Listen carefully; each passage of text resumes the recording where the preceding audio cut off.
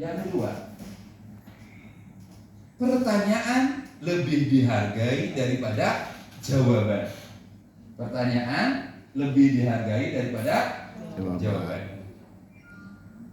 Ya, Bapak dan Ibu sekalian. Kemudian yang ketiga, variasi of model, variasi of method. Apakah metodenya sudah bervariasi belum di kelas? Apakah modelnya sudah bervariasi? Ataukah masih teacher center? Ataukah masih ceramah? Maka Bapak dan Ibu sekalian, asbabun nuzulnya kenapa terjadi PM, kata Pak Menteri, ini adalah schooling without learning. Sekolah tapi tidak belajar. Artinya masih surface learning, masih di permukaan pembelajarannya. Maka harus mendalam, kata Pak Menteri, dengan pendekatan atau dengan prinsip pull. Awalnya kan begitu, pengajian di salah satu masjid harus full. Mindful, meaningful, joyful. Itu awal mulanya diskusi di sebuah masjid, Pak Mukti itu. Lalu akhirnya ketemulah dengan Michael Quinn dan Pulan ini. Soon asking the question, kemudian pertanyaan lebih dihargai daripada jawaban, variasi of model.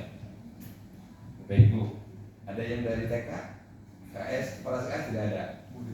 Ibu, kepala SD, Semua. semuanya. Bapak Ibu, dulu di Bandung itu kalau yang namanya ngamen nggak seperti sekarang.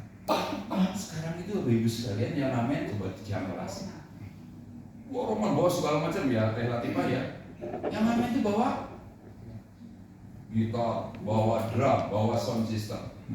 Betul apa sekarang yang ngamen? Kalau dulu zaman saya kuliah di IKIP Bandung, ya tahun 2000-an itu, yang ngamen ke kosan saya itu hanya bawa kecrek, dan yang ngamennya itu adalah waria dengan nyanyinya aku tak mau aku di madu.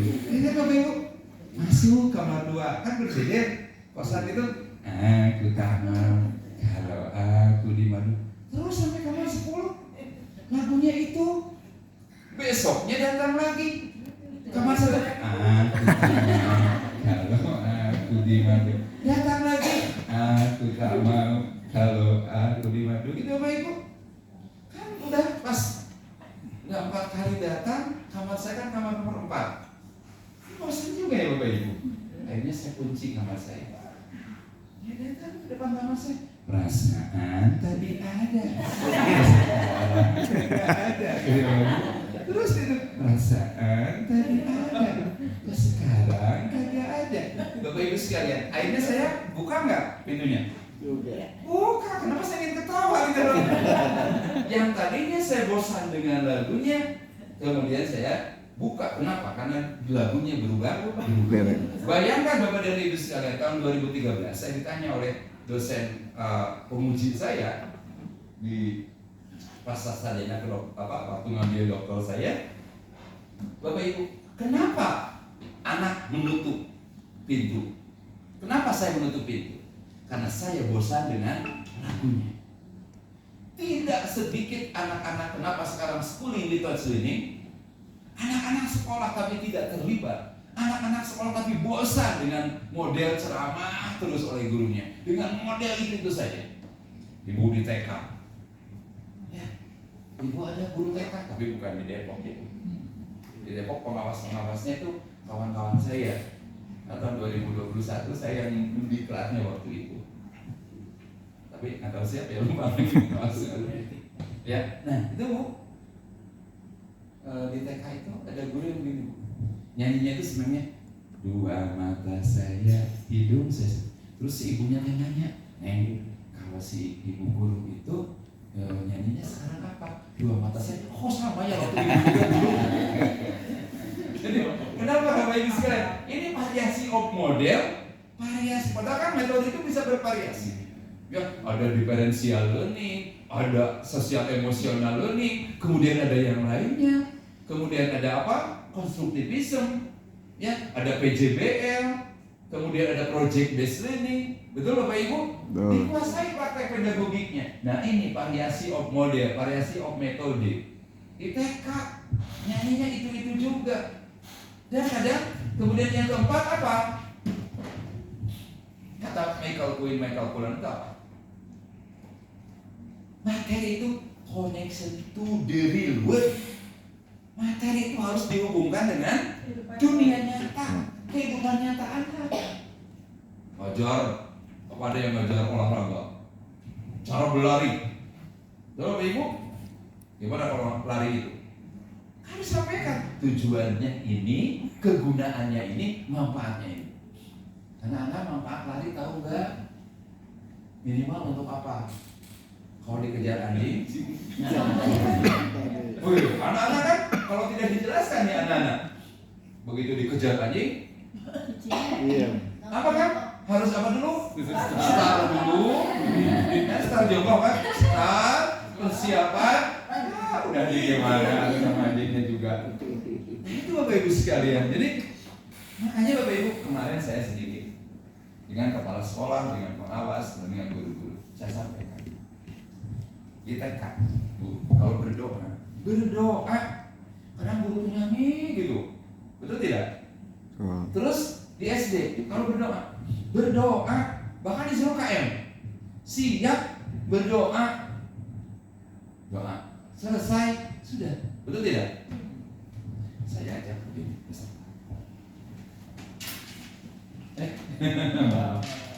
sebelah sini ya, Neng. Anak-anak, mari kita duduk yang rapi. Bapak Ibu coba. Ini Bapak Ibu selalu anak-anak ya. Anak-anak mari kita duduk, simpan HP-nya, kemudian tangannya, tenangkan diri kita, tarik nafas, keluarkan, pejamkan mata kita. Tarik nafas, keluarkan. Anak-anak, kita berdoa kepada Yang Maha Kuasa. Ya Allah, Tuhan yang Maha Esa, berikanlah kepada kami ilmu yang bermanfaat, kesehatan, kekuatan, dan kesejahteraan bagi kami. Bla bla bla bla. Tarik nafas anak-anak, keluarkan. Oke, berdoa selesai. Anak-anak, doa adalah permintaan dari seorang hamba kepada penciptanya. Karena itu mudah-mudahan kita dijawab. Bapak Ibu, dengan berdoa seperti itu, kira-kira mana yang nyanyi, kontekstual yang mana? Yang barusan, kalau dia di masyarakat nanti berdoa, kan harus begitu. Khusyuk, kemudian dia tenang, dia berdoa. Kan begitu? Gak ada nyanyi-nyanyi ya Bu ya? Nah itulah contoh kontekstual. Sehingga di masyarakat itu baru apa yang dibiasakan oleh guru itu meaningful, bermakna. Bu iya, saya diajak berdoa sama bu guru di sekolah itu, berdoanya begini. Waktu sama bu guru, saya berdiri makan itu kata bu guru, latakul kiamat jangan makan sambil berdiri. Ingat terus dia, karena itu kan kontekstual, betul tidak? Jadi makanya ketika berdoa itu, salah satunya. Dan yang kedua, kalau ngabsen anak-anak gimana? Kan ada guru kalau bisa mau di negeri kota. Gimana ngabsen? Siapa yang tidak hadir? Yang diabsen yang tidak hadir. Betul Bapak Ibu? Betul. Gitu. Kalau di Depok akan ada. Siapa yang tidak hadir? Malah yang tidak hadir yang diabsen. Bapak Ibu punten. Saya katakan guru SD itu kan berapa maksimal anak-anak itu? Ya antara yang 20, 25 ya. 28. Misalkan 28 di Depok berapa hari kerja? 5. 28 dibagi 5 berarti kan sekitar 6 anak. 6 anak sehari. Coba bayangkan, saya panggil. Coba misalkan Siti, Dimas, Wiwi, kan sekarang udah nggak ada yang mana itu di sekolah. Jadi Bapak Ibu ya, udah nggak ada kan? Neng, udah nggak ada sekarang. Misalkan, coba kalau dipanggil, panggil semuanya. Bapak Ibu, kita punya 6 anak. 6 anak itu bukan gunanya sekarang. Saya kan siapa panggil Tira aja. Tira, tadi bangunnya jam berapa? Saya kan jawab kan, Guru, saya bangunnya tadi kesiangan. Tira, sholat sunnah.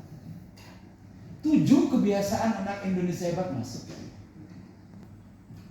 6 anak ditanya sehari. Kemudian sisanya nggak ditanya. Cuma dipanggil namanya. Besoknya 6 lagi. Besoknya 6 lagi. Besoknya sehingga 6 kali 5 30. Semuanya ditanya. Merasa, maka schooling without learning, anak merasa dianakkan. Dia bisa dimanusiakan. Kan biasanya yang dipanggil, yang dikenal guru siapa? Tapi ini semua ditanya. Ya? Yang pintar atau yang ini?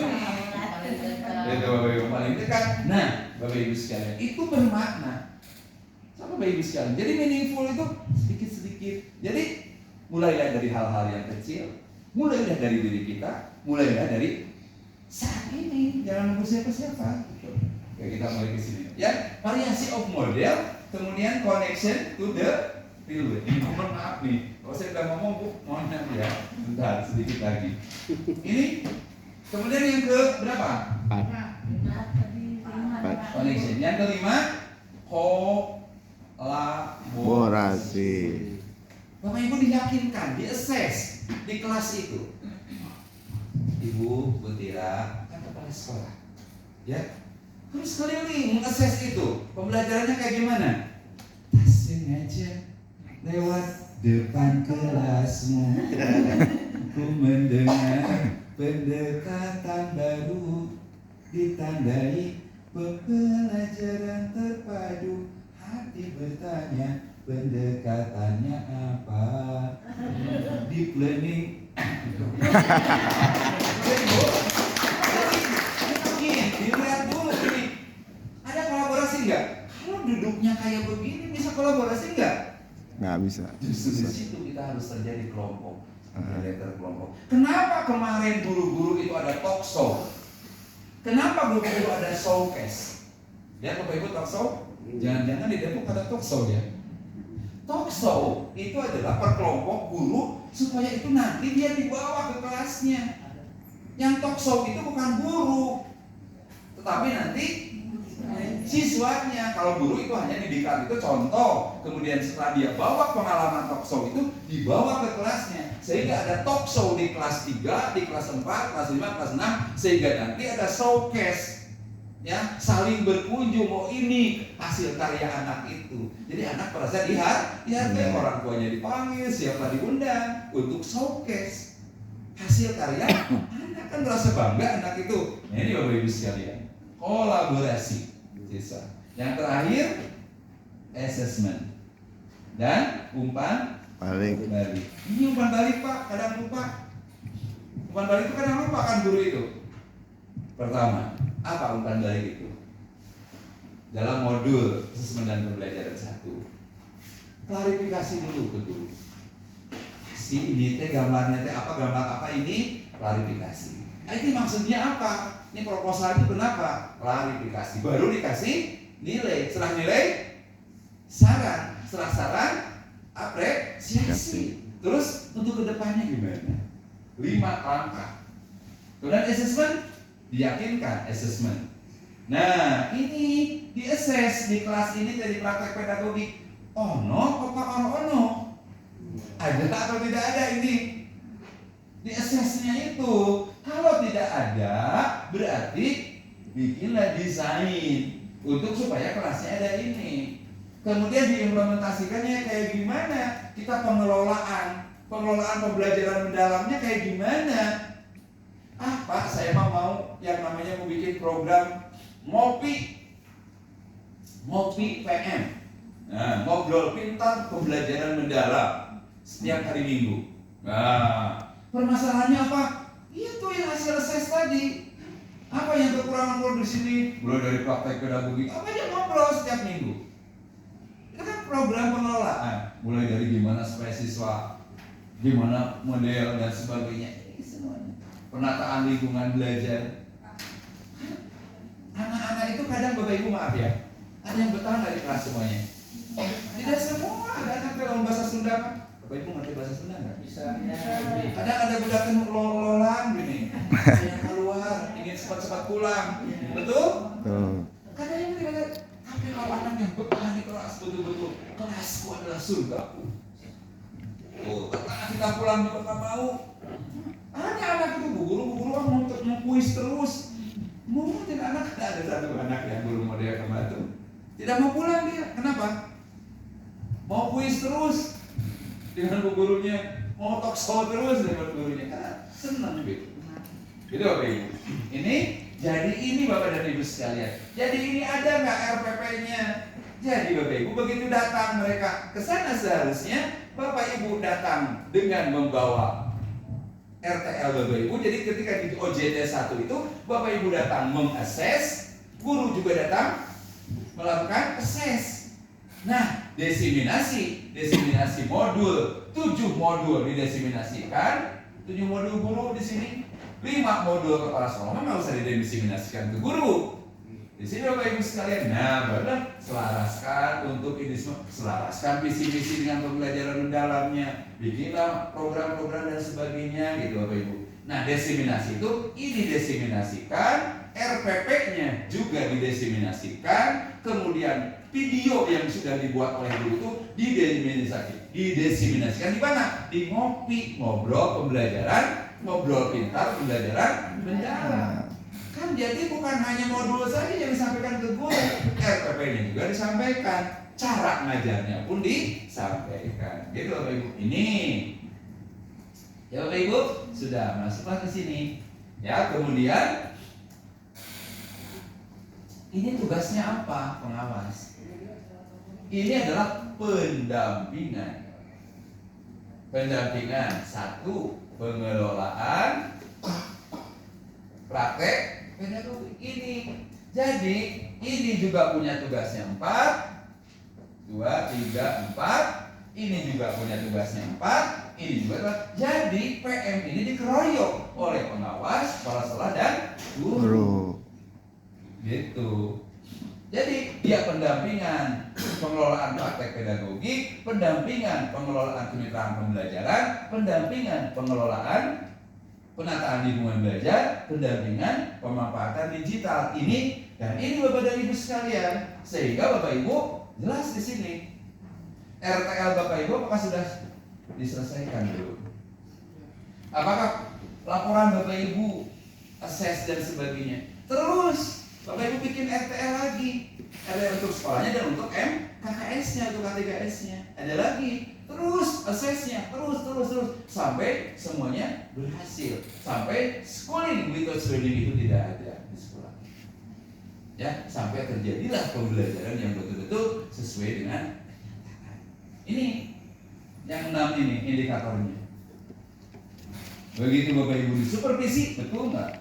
Ada student asking the question, sudah banyak bertanya. Ini gurunya udah kontekstual. Ya Bu, nyanyi Bu. Burung kakak tua. Ayo Bu kepala. Burung kakak tua hinggap di jendela. Nenek sudah tua, giginya tinggal dua. Nah ini kejadian kemarin di Lembang. Guru kelas 1 nyanyi itu, anak tiba-tiba kan dia sudah diajarin kritis. Bu guru, maaf nenek saya di rumah giginya masih utuh. Bayangin coba Bapak Ibu. Ibu, udah jadi nenek belum? Udah. Giginya lihat, masih utuh. Dia protes Bapak Ibu. Gurunya kan ternyata, untuk gurunya pinter TikTok, dia sering ngeles. Nah, itu nenek zaman dulu. Kan nenek adek, nenek milenial zaman sekarang. Nenek yang rajin gosok gigi, sering perawatan gigi. Jadi giginya masih utuh. Jadi adek juga kalau giginya ingin tetap utuh sampai tua harus rajin gosok gigi untuk bisa ngeles dulu. Awalnya kenapa? Karena dulu tidak kontekstual. Betul tidak? Ya. Nah inilah Bapak Ibu sekalian. Jadi ini yang ingin kami sampaikan. Mudah-mudahan di sini kepemimpinan dan pengelolaan inilah Bapak Ibu. Nggak usah jauh-jauh tahu Bapak Ibu yang Bapak Ibu tanggung jawab itu apa? Meningkatkan kemampuan guru dalam praktek pedagogi, meningkatkan kemampuan guru dalam pemetaan pembelajaran, meningkatkan kemampuan guru dalam penataan lingkungan belajar, meningkatkan kemampuan guru dalam pemanfaatan digital. Wah, kalau ini sudah tertingkatkan semua di sekolah Bapak Ibu, sudah good betul. Betul Bapak Ibu? Maka disitulah. Cuman hati-hati, jangan sampai semakin paling terjunnya semakin tidak ada di sekolahnya. Kenapa? Karena ngajar ke sana kemari. Baik, maaf ya. Halo. Seperti itu. Jadi implementasinya tinggal implement itu. Nah, ini baru ini kan dari Michael Kulan sama Quinn. Satu lagi, McLeod, dia mengatakan teaching holistically to achieve deep learning. Mengajar secara holistik itu akan sampai kepada kelas deep learning. Mengajarnya holistik itu seperti apa? Pembelajaran itu harus apa? Mendalam, menurut McLeod nih, mendalam, bermakna, ya, mendalam, bermakna, tahan lama, berasa dan menyenangkan. Ini menurut McLeod. Sekali lagi, mendalam, bermakna, tahan lama. Kalau dalam harus tahan lama, berasa dan menyenangkan. Begitu Bapak. Halo. Ini bukan menurut McLeod. Contoh, mendalam. Bapak harus mendalam mempelajari. Kenapa ada surface learning hanya di permukaan? Harus mendalam sampai ke dalam. Ya, artinya semuanya harus sesuai. Ya, kognitif, afektif, skill metodenya sampai ke dalam. Jadi apa mendalam di sini? Harus betul-betul berkesadaran, betul-betul saling memuliakan, kemudian apa? Berkesadaran, bermakna dan mana mau berkesadaran gimana? Mau sadar gimana anak kalau gurunya tidak sadar? Betul tidak? Bagaimana kita bisa menyentuh kesadaran anak kalau kita tidak paham sosial emosional ini? Kalau tidak menyentuh hati anak, nggak akan sampai pada kesadaran. Sedangkan kompetensi sosial emosional ada 5: kesadaran diri, kesadaran sosial, pengakuan pengelolaan diri, kemudian keterampilan berrelasi dan pengambilan keputusan. Ini apa ini? Mendalam. Bisa mendalam kenapa? Karena sadar. Karena bermakna, karena menggembirakan. Itu Bapak Ibu. Tahan lama. Butira kapan? Butira belajar. Allahumma barik lana bima razaqtana wa qina adzabannar. Sebelum sekolah usia berapa tahun? 4 tahun, 3 tahun, 3 tahun. Sekarang usia berapa Ibu? 54 tahun, ini 50 tahun yang lalu. Tapi kenapa masih hafal? Tahan lama ilmunya. Betul tidak? Tapi kan ada yang begitu beres kelas barho, begitu bubar. Ada itu Bapak Ibu? Ayah. Masuk gak? Ini berarti bermakna. Tahan lama. Jadi Pak, tahan lama tadi tahan lama naunulal. Dalam pembelajarannya tadi karena prinsipnya dari mulai proses memahami, mengaplikasi sampai merefleksi itu ada berkesadaran, ada bermakna dan ada menyenangkan tentunya. Maka tahan lama ilmunya. Dan bagaimana supaya berasa? Maka olah pikir, olah hati, knowingnya dulu. Kalau berkata iman itu apa? Kemudian olah reasoningnya, kenapa harus beriman? Ini olah pikir. Jadi harus ditanya alasannya apa, kegunaannya apa, manfaatnya apa. Di sini knowingnya, olah pikir. Baru nanti Sosial emosional learningnya, berkesadarannya dengan olah hati hati. dan olah rasa. Lalu maka harus berasa pembelajaran itu. Harus berasa. Bilang sama suami. Ya, mendalam, tahan lama dan berasa. Ada kalinya. Iya kan Bapak Ibu berasa. Oh Bapak Ibu. Terakhir menyenangkan. Harus menggembirakan pembelajaran itu. Bukan pada ketawa-ketawa, tapi excited begitu keluar dari kelas. Bahasa Sundanya mana lah Bapak Ibu ya. Tapi Bu Latifah tidak ngerti bahasa Sunda ya. Ada yang tidak ngerti bahasa Sunda? Semuanya ya kalau di Depok ya. Bahasa Indonesia ya. Nah Bapak Ibu, terakhir nih yang ini saya sampaikan. Inilah baru mendalam pembelajarannya, bukan hanya surface learning, artinya ininya dilakukan. Ini kemudian tahan lama, ilmunya betul-betul bermakna sampai teringat dia. Oh iya, dulu bu guru saya kalau memimpin doa itu begitu luar biasa. Kami narik nafas dulu, kami tenang, kami berdoa, diterjemahkan doanya sama bu guru. Terbawa sampai tua pun kalau berdoa seperti itu, berarti apa? Bermakna. Coba, siap berdoa, selesai. Bapak Ibu, kontekstual nggak dengan kebutuhan di kehidupan sehari-hari anak? Enggak. Dari hal-hal kecil saja, jangan ingin yang besar-besar. Sampai anak itu berasa. Tadi anak dipanggil satu-satu, ditanya satu-satu. Itu kan, oh dia merasa dianakan, memanusiakan manusia secara manusia. Itu Bapak Ibu. Baik. Bapak Ibu sekalian, itu saja dari saya. Ya, Bu Latifah, Bu siapa? Bu Dita, Pak Sam, terima kasih. Saya titipkan semuanya kepada Ibu sekalian. Sekali lagi, inilah yang ini metodenya mau seperti apa Bapak dan Ibu sekalian yang jelas. Ini tugas Bapak Ibu adalah pengelolaan, pembinaan pembelajaran. Bapak Ibu, ini harusnya saya kan 1 minggu ya. Harusnya 5 minggu.